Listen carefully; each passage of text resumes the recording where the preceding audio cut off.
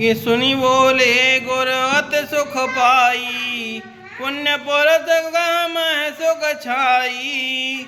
Gym सरता सागर महु जाही, यद्यपि ताहि काम नाही।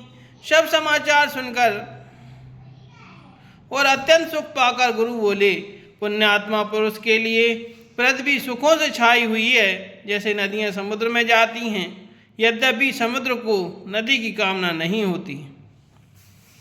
कि तिमि सुख संपत्ति बिना है बुलाए, धर्मशील पहि जाए सुभाए। तुम गुर प्रिय विप्रधैन सुर सेवी, तसि पुनीत कौसल्या देवी। वैसे ही सुख और संपत्ति बिना ही बुलाए स्वाभाविक ही धर्मात्मा पुरुष के पास जाती हैं। तुम जैसे गुरु ब्राह्मण गाय और देवता की सेवा करने वाले हो, वैसी ही पवित्र कौशल्या देवी भी है। कि सुकृति तुम समान जग माही, भयउ न है को होने नाही। तुम ते अधिक पुण्य बढ़ काके, राजन राम सरस सुत जाके।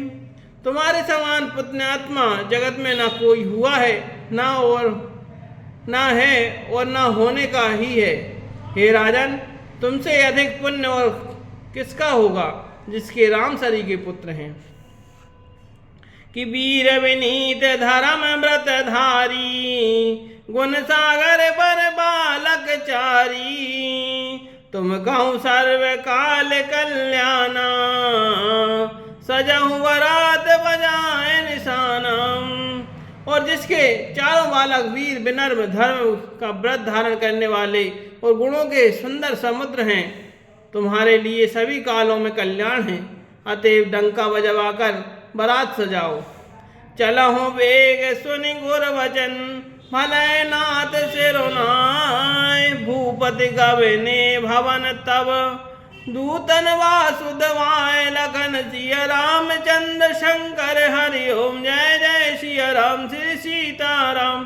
बोल हनुमान हरि की जय। और जल्दी चलो। गुरु जी के ऐसे वचन सुनकर हे नाथ बहुत अच्छा कहकर और सिर नवाकर तथा दूतों को डेरा दिलवाकर राजा महल में गए।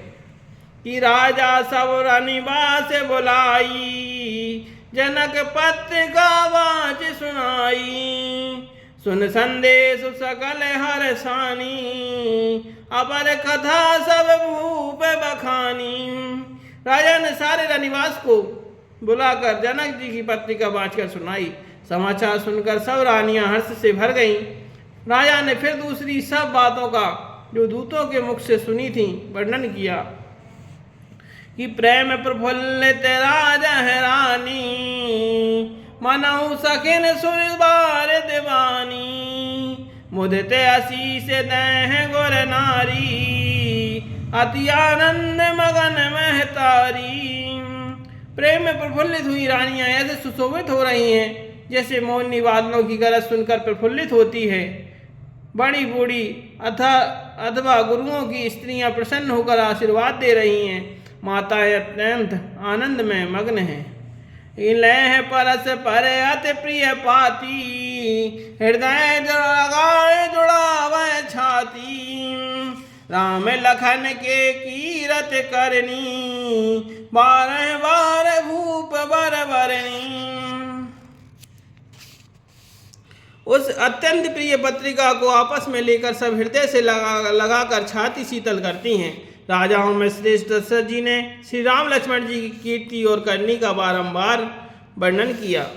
कि मुनि प्रसाद कहीं द्वार सिधाए, रानिन तब मही देव बुलाए।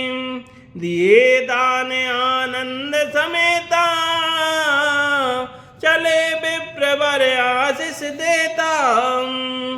यह सब मुनि की कृपा है, ऐसा कहकर वे वहां चले आए। तब रानियों ने ब्राह्मणों को बुलाया और आनंद सहित उन्हें दान दिए।